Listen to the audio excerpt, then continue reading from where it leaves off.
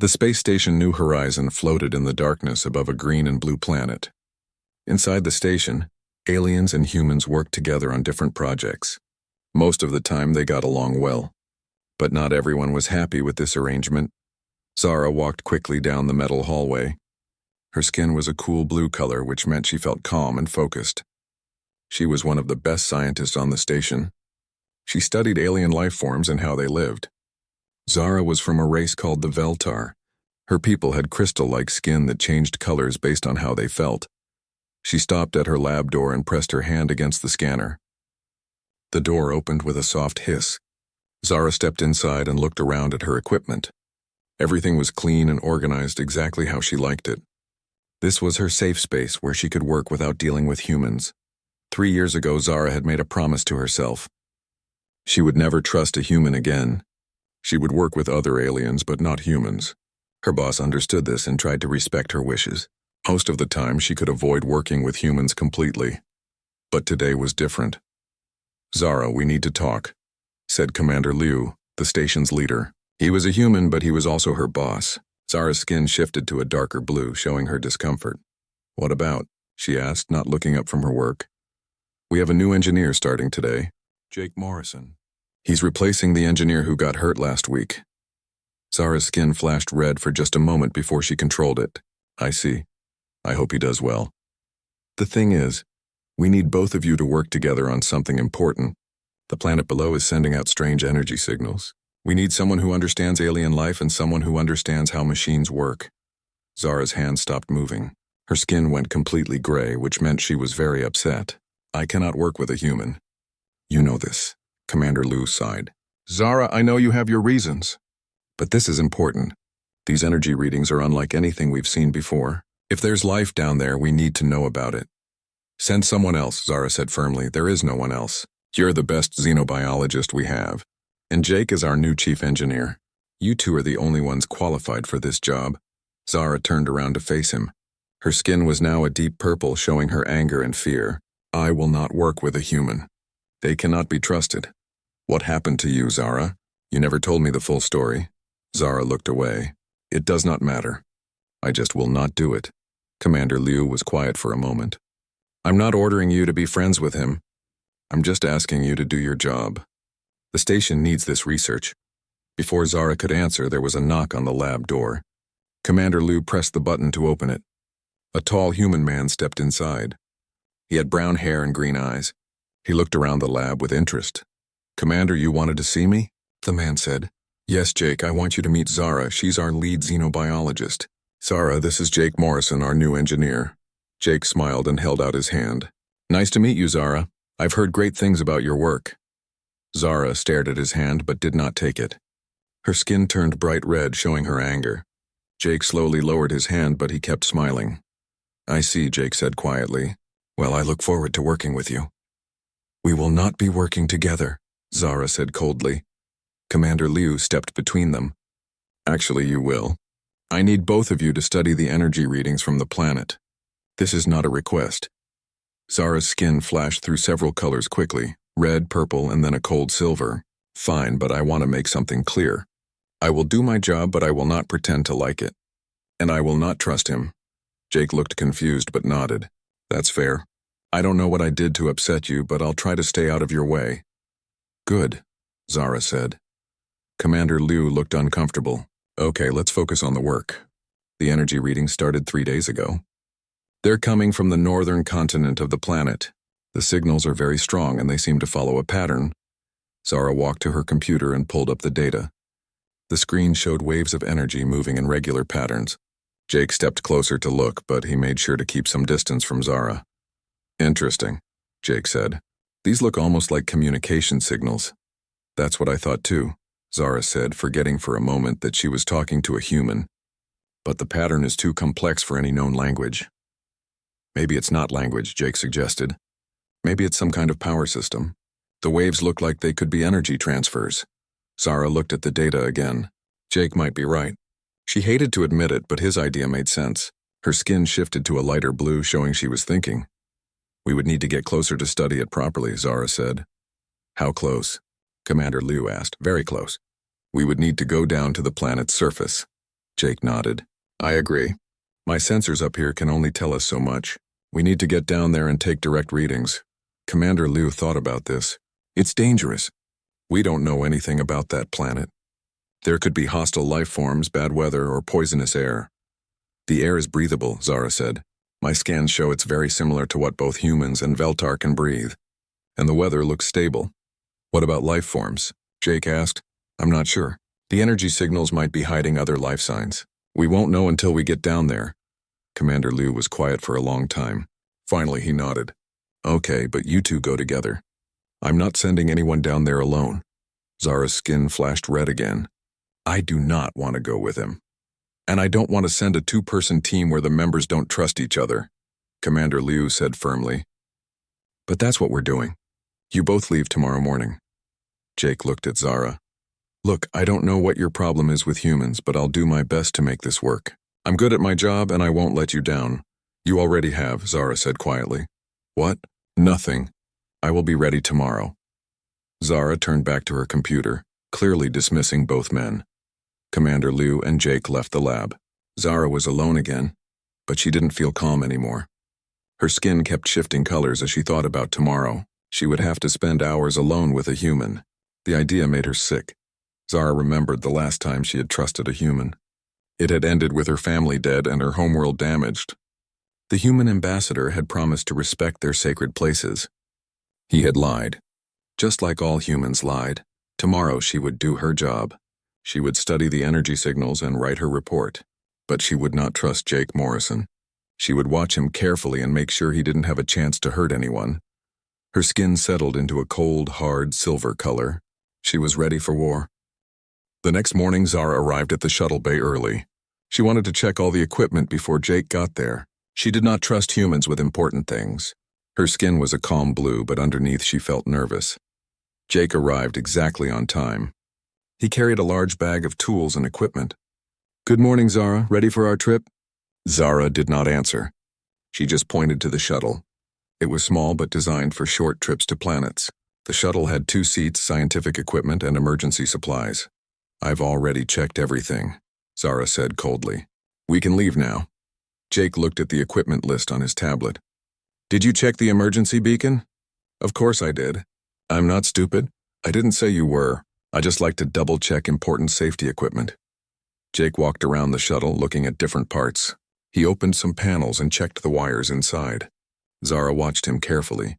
She was looking for signs that he might sabotage something. The power systems look good, Jake said, but I want to check the navigation computer one more time. We are wasting time, Zara said. Her skin flashed orange, showing her impatience. Better to waste time now than crash later, Jake replied calmly. After another 10 minutes, Jake was satisfied. They both got into the shuttle. Zara sat as far from Jake as possible. The seats were not very far apart, so she still felt uncomfortable. Jake started the engines. Control, this is Shuttle 7 requesting permission to launch. Permission granted, Shuttle 7. Have a safe trip. The shuttle lifted off smoothly. Through the window, Zara could see the space station getting smaller. Soon they were flying toward the planet below. It looked peaceful from space, green and blue with white clouds. So, Jake said, trying to make conversation. How long have you been studying alien life? Long enough? Zara replied without looking at him. I've always been interested in xenobiology. Different planets must have such amazing creatures. Zara did not answer. She stared out the window and tried to ignore him. They flew in silence for 20 minutes. Then Jake pointed at his instruments. That's strange. I'm seeing some unusual energy readings. Zara looked at her own screen. The energy signals from the planet were getting much stronger. They were also changing pattern. This is not normal. The signals were steady yesterday. Maybe something triggered them when we got close, Jake suggested. Suddenly the shuttle shook hard. Alarms started beeping. Jake's hands moved quickly over the controls, trying to keep the shuttle stable. What's happening? Zara asked. Her skin turned pale yellow, showing her fear. Some kind of electromagnetic storm, Jake said. It came out of nowhere. I'm trying to get us out of it. The shuttle shook again, even harder this time. Sparks flew from one of the control panels. The lights flickered on and off. Can you get us back to the station? Zara asked. Jake looked at his instruments. Many of them were not working properly. No. The storm is interfering with our navigation. I can't tell which direction the station is. Another wave of energy hit the shuttle. This time, several systems failed completely. The engine started making a loud grinding noise. We're going down, Jake said. I need to find a place to land. Land? We're going to crash. Not if I can help it. Jake's voice was calm but focused. He worked the controls expertly, trying to keep the shuttle from spinning out of control. Zara watched the planet getting closer and closer. She could see mountains, forests, and rivers. Jake was steering toward a flat area near a forest. It looked like the safest place to try to land. Hold on, Jake said. This is going to be rough. The shuttle hit the ground hard. Zara was thrown forward against her safety straps. The shuttle bounced twice and then slid across the rocky ground. Sparks flew as metal scraped against stone. Finally, they stopped. For a moment, everything was quiet. Then Jake started moving, checking his instruments and looking around. Are you hurt? He asked Zara. Zara was surprised by the question. She checked herself carefully. No, I think I'm okay. Good, we need to get out of here. I smell smoke. Jake was right. Smoke was coming from the back of the shuttle. They quickly gathered the emergency supplies and got outside. Just as they reached a safe distance, there was a small explosion inside the shuttle. So much for going home, Jake said sadly. They watched their shuttle burn. All their scientific equipment was destroyed. Most of their supplies were gone too. They had some emergency food, water for 3 days, and one survival pod. What do we do now? Zara asked. Her skin was pale white, showing that she was very scared. Jake looked around at the alien landscape. The sky was starting to get dark. First, we need to find shelter. Then we figure out how to survive until someone rescues us. How long will that take? I don't know. The electromagnetic storm will make it hard for the station to find us. Could be days. Could be weeks. Zara felt panic rising in her chest. She was trapped on an alien planet with a human she did not trust. Her skin flashed between white and red as she fought to control her emotions. Jake noticed her changing colors. Hey, are you okay? You look different. My skin shows my emotions, Zara said quietly. Right now I am scared and angry. That's understandable. But we're going to be okay, I promise. Do not make promises you cannot keep, Zara snapped. Humans always break their promises. Jake looked hurt, but he did not argue. Instead, he started looking through their supplies. We have enough food for maybe 5 days if we're careful. Water for 3 days. We need to find a water source quickly. The temperature was starting to drop as the sun went down. Jake set up the survival pod. It was a small dome-shaped shelter designed for one person. Inside there was barely enough room for someone to lie down. This is a problem, Jake said. The pod is only designed for one person. Then we take turns, Zara said. Jake shook his head. I don't think that will work. Look at the temperature readings. It's already 20 degrees below what your species can handle safely. By midnight, it will be cold enough to kill us both. What are you saying? The pod's heating system can keep one person warm all night. But if we take turns, whoever is outside will freeze to death. Zara stared at the small pod. So what do you suggest? We share it. We both get inside and use our body heat to stay warm. Zara's skin flashed bright red. Absolutely not. Zara, I know you don't trust me. But this is about survival. I'm not going to hurt you. That is what they all say. Jake sat down on a rock and looked at her seriously. What happened to you? What did a human do that was so terrible? Zara was quiet for a long time. Her skin shifted through different colors as she thought about whether to tell him. A human ambassador came to my homeworld, she said finally. He promised to respect our sacred places. Our sacred grove was home to creatures that had lived there for thousands of years. They were connected to all life on our planet. What happened? He lied. He brought machines into the grove and destroyed it. He said he needed to mine rare metals that were under the ground. Many creatures died, including my family. Jake was quiet. I'm sorry. That's terrible. Your people covered it up. They said it was an accident. The ambassador was never punished.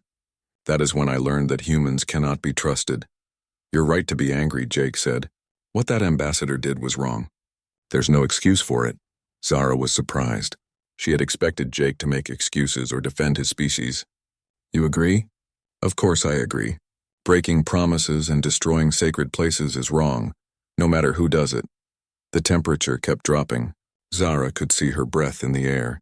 She was getting sluggish as the cold affected her body. Her species did not handle cold well. Zara, you need to make a decision. We can both be stubborn and freeze to death, or we can work together and survive. What's it going to be? Zara looked at the tiny survival pod, then at Jake. Her skin was now a pale purple, showing her fear and uncertainty. The cold was making it hard to think clearly. If I agree to this, she said slowly, you must promise to keep your hands to yourself. I promise. I just want us both to survive, and you must not try anything inappropriate. I won't. You have my word. Zara laughed bitterly. The word of a human. How comforting. But the cold was getting worse. She could barely feel her fingers anymore. Finally, she nodded. Fine, but if you try anything, I will make sure you regret it. Understood. They crawled into the survival pod together. It was incredibly cramped. There was barely enough room for both of them to lie down. They had to stay very close together, sharing the small space and the pod's limited heat. Zara's skin kept changing colors as she tried to control her emotions. She was scared, angry, and embarrassed all at the same time. Jake pretended not to notice her color changes. He stayed as still as possible and kept his hands to himself. This is going to be a long night, Zara said quietly. Yeah, Jake agreed, but we'll make it through. Outside the pod, the wind started to howl. The temperature dropped even more. Inside their tiny shelter, two very different beings huddled together for warmth, neither trusting the other, both hoping they would live to see another day. Zara woke up slowly. She felt warm, which surprised her. Then she remembered where she was. She was pressed against Jake's side inside the tiny survival pod. Her skin was a soft pink color, which meant she felt safe and comfortable. This embarrassed her greatly. Jake was still asleep. His arm was around her shoulders, keeping her warm. Zara wanted to move away, but there was nowhere to go in the small space. She also had to admit that his body heat had probably saved her life during the night. Good morning, Jake said quietly, his eyes still closed. You are awake. Hard to sleep when someone keeps changing colors next to you. It's like having a nightlight that flickers all the time. Zara's skin flashed red with embarrassment. I cannot control it when I am sleeping. I'm not complaining. It's actually kind of beautiful. This made Zara even more embarrassed. Her skin went bright red. We should get up. They crawled out of the pod carefully. The morning air was cold but not deadly like the night had been. Zara immediately moved away from Jake and tried to fix her appearance. Thank you, she said quietly, not looking at him. For what? For keeping your promise. You did not try anything inappropriate. Jake looked confused. Of course I didn't. I said I wouldn't. Humans do not always keep their promises. This human does. They ate a small breakfast from their emergency supplies. Jake studied their surroundings while Zara checked her scientific instruments. Most of her equipment had been damaged in the crash, but some things still worked. I'm reading several water sources nearby, Zara said. The closest one is about 2 miles north. Good. We need to find water today. Jake was looking at something in the distance. Do you see that? Zara followed his gaze. There were some strange rock formations on a hill nearby. They looked almost like buildings, but they were clearly natural. Interesting geological structures, Zara said. The energy readings are stronger in that direction. Maybe we should check it out after we find water. They packed up their few supplies and started walking north. The planet was beautiful in the morning light. There were tall trees with silver leaves, purple grass, and flowers that seemed to glow softly. But Zara noticed something else. There are no animals, she said. Jake stopped walking. You're right. No birds, no insects, nothing. That is very strange. A planet this green should have lots of life forms. They kept walking, but now they were both more alert.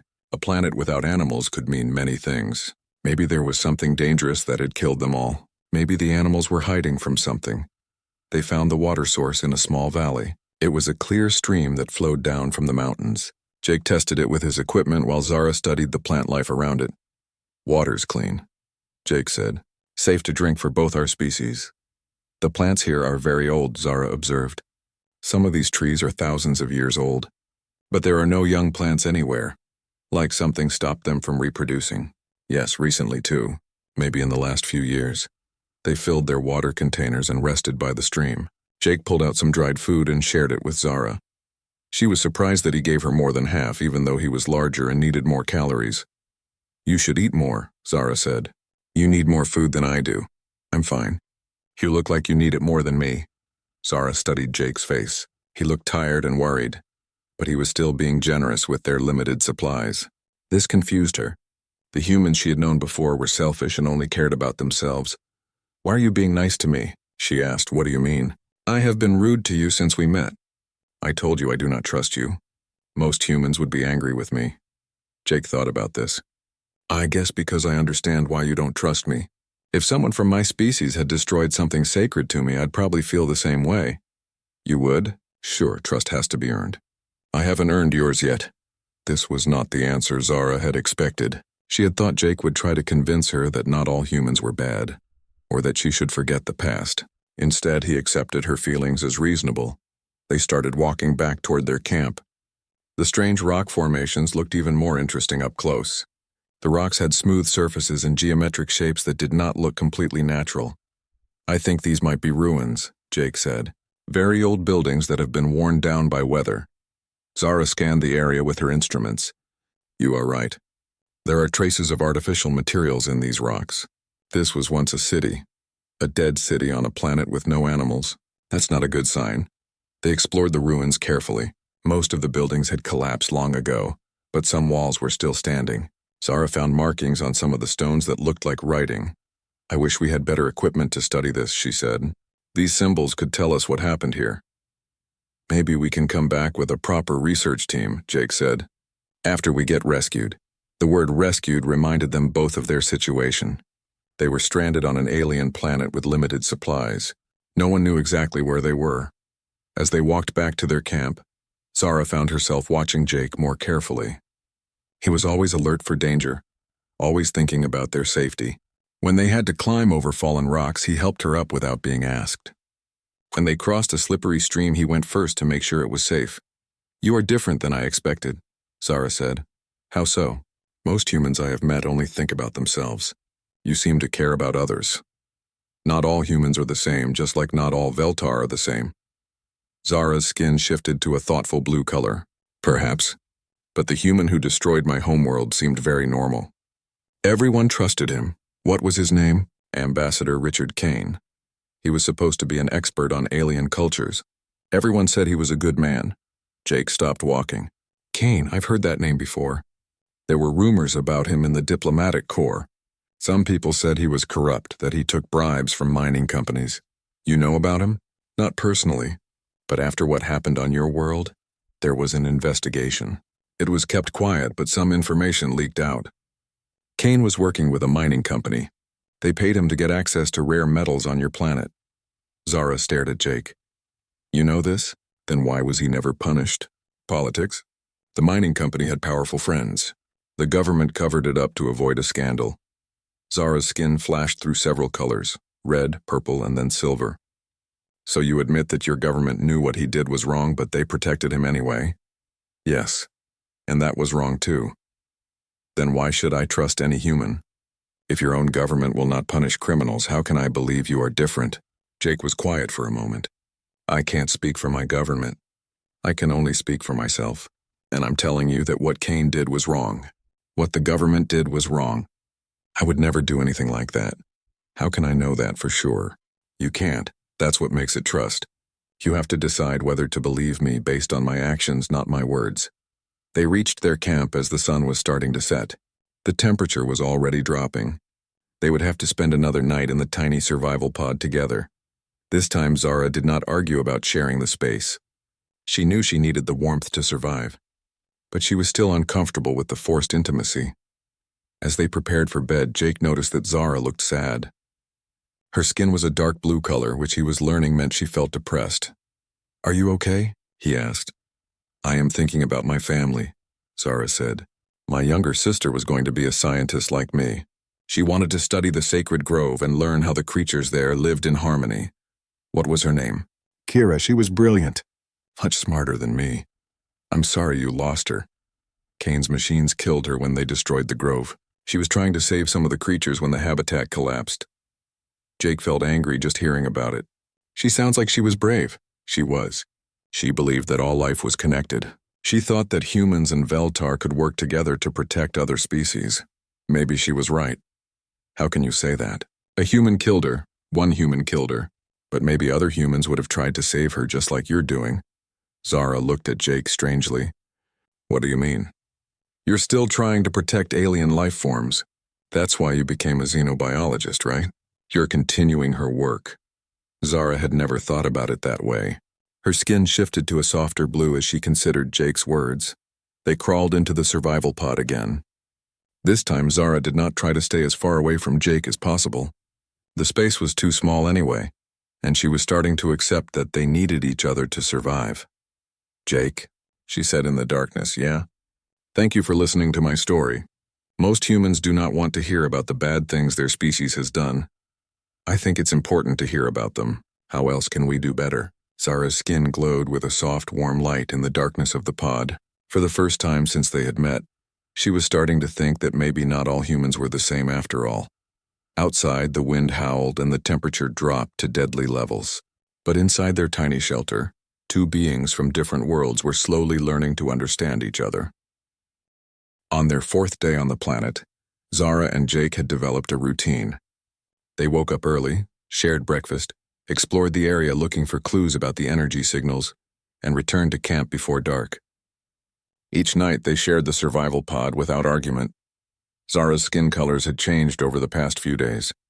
Instead of the angry reds and fearful purples she showed when they first met, she now displayed calm blues and thoughtful greens. Sometimes, when Jake made her laugh with a joke, her skin would flash a happy golden color. I think I figured out what happened to this planet, Zara said as they studied the ruins. She was using a broken piece of equipment to scan the ancient stones. What do you think? The energy signals are not natural. They are some kind of machine buried deep underground. I think the original people of this planet built it. Jake looked at his own readings. You're right. The signals are definitely artificial. But what does the machine do? I am not sure, but I think it might be the reason there are no animals here. You mean it killed them? Maybe, or maybe it sent them away somehow. Jake frowned.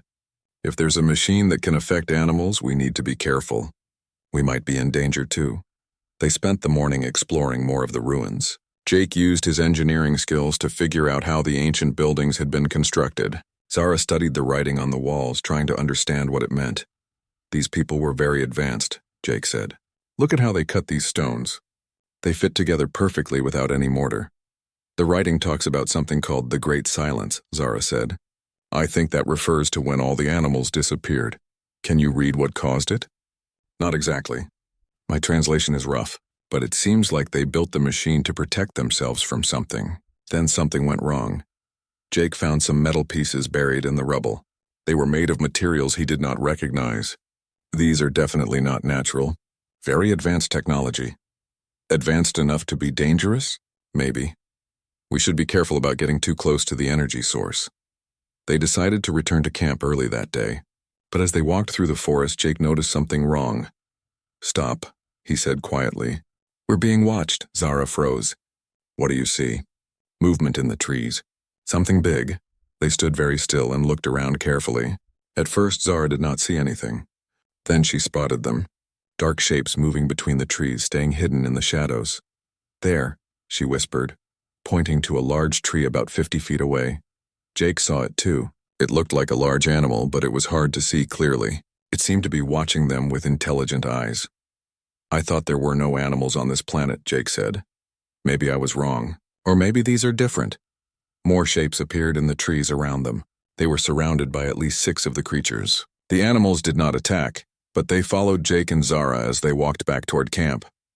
They are predators, Zara said after studying them for a while. Look at their eyes. And see how they move? They are hunting us. Why haven't they attacked yet? Maybe they are studying us first, learning our habits. Jake and Zara walked faster, but they tried not to run. Running might trigger the predators to attack. The creatures followed them all the way back to their camp, but they stayed hidden in the forest. This is bad, Jake said as they reached their campsite. We can't defend ourselves against a pack of hunters. Maybe they only hunt at night, Zara suggested. We did not see them during the day before. Or maybe they just found us today. They spent the rest of the day preparing defenses. Jake built a small fence around their camp using pieces of their crashed shuttle. Zara gathered plants that might be poisonous to the predators. Neither of them wanted to say it, but they both knew their situation had become much more dangerous. As the sun went down, they could hear sounds in the forest. Low growls and the rustle of movement. The predators were still out there waiting. I do not think we should both sleep tonight, Zara said. One of us should stay awake and watch. Good idea. I'll take the first watch. They crawled into the survival pod, but Jake sat up near the entrance with a piece of metal from the shuttle. It was not much of a weapon, but it was better than nothing. Jake, Zara said quietly. Yeah? If something happens to me, promise you will try to get back to the station. Tell them what we found here. Nothing is going to happen to you. You cannot promise that. Jake looked down at her. In the dim light of the pod, her skin was glowing softly with nervous colors. You're right. But I promise I'll do everything I can to protect you. Why? What do you mean? Why would you risk yourself for me? I have been rude to you. I told you I do not trust you. Jake thought about this. Because it's the right thing to do. And because, I guess I've come to care about you. Zara's skin flashed a surprised pink color. Care about me? Yeah. You're smart, brave, and you care about doing the right thing. Even when you're scared, you keep working to solve problems. I respect that. But I am not even human, so? My sister always said that good people come in all shapes and sizes. Species doesn't matter. Zara was quiet for a moment.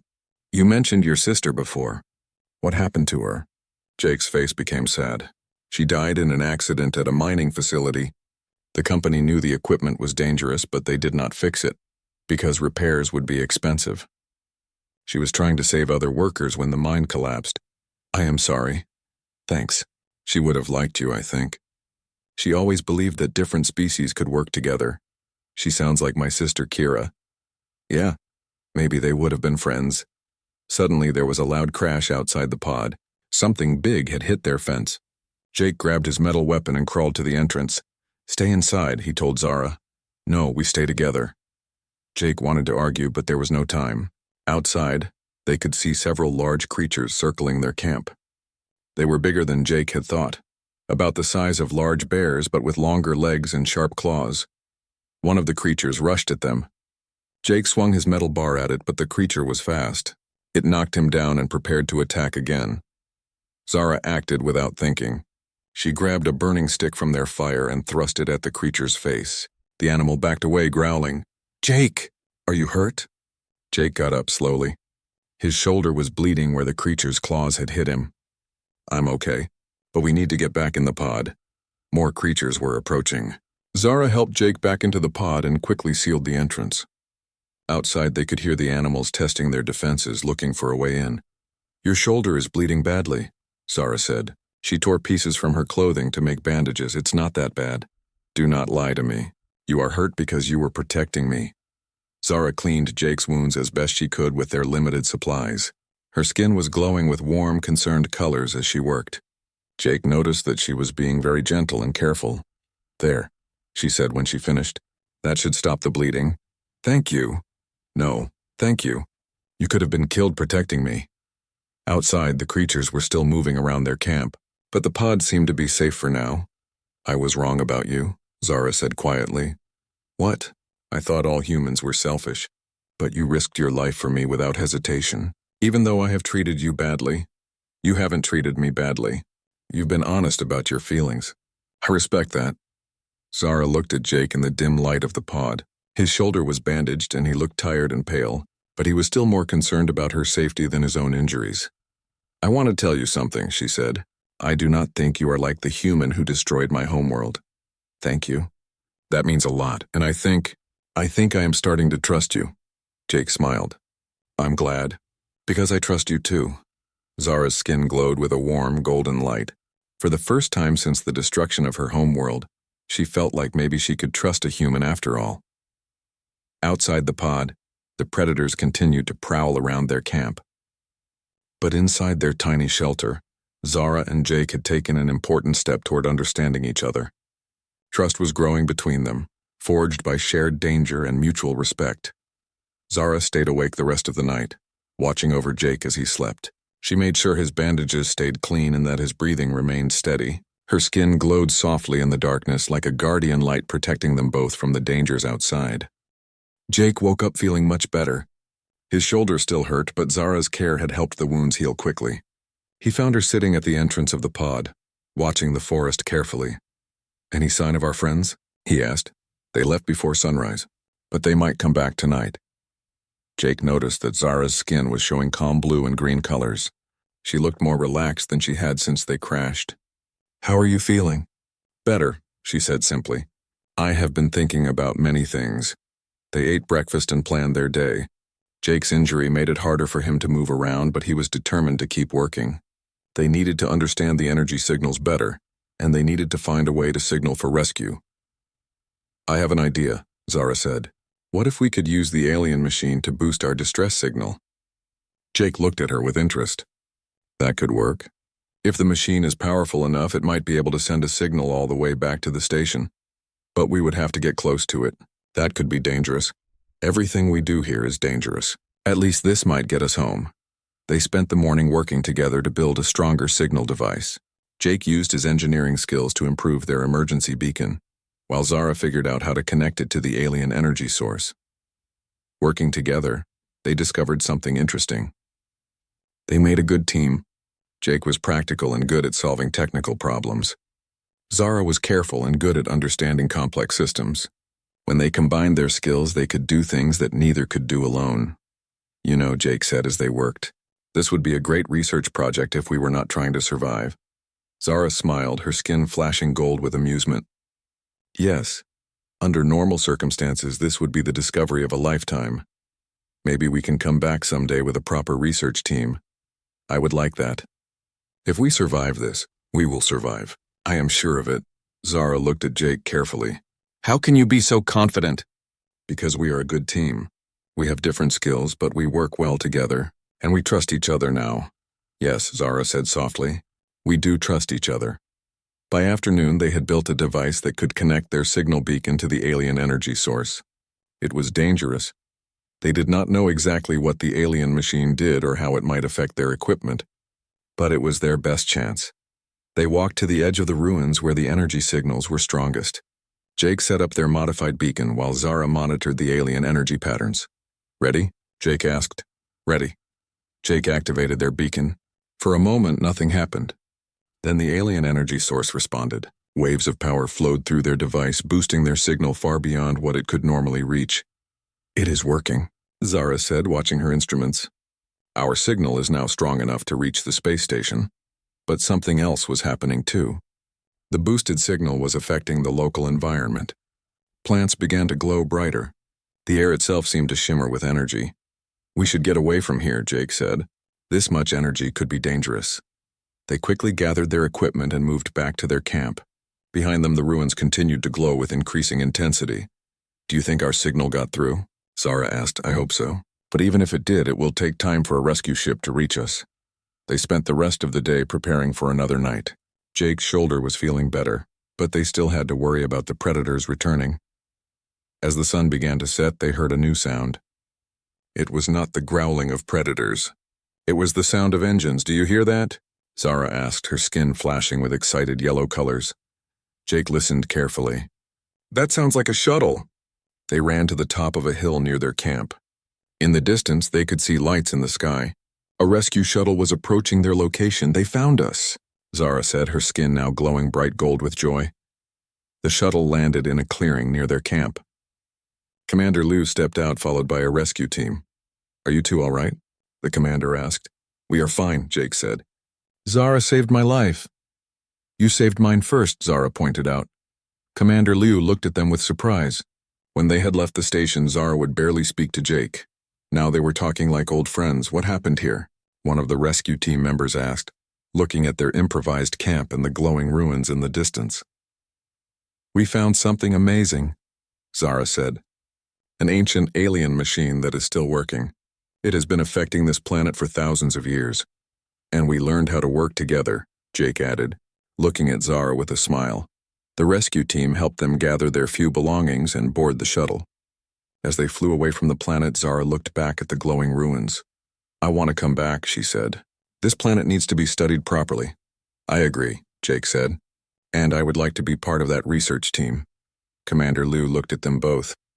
"Are you saying you want to work together again?" "Yes," Zara said without hesitation. "Jake is a good partner." "I trust him," Jake smiled.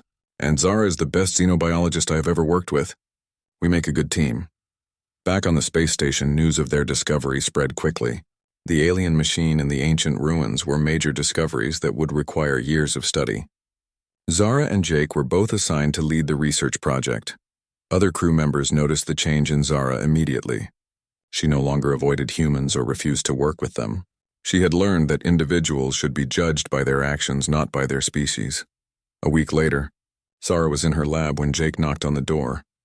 "Come in," she said, her skin showing happy green colors. "I have some news," Jake said. "The station is getting new quarters assignments.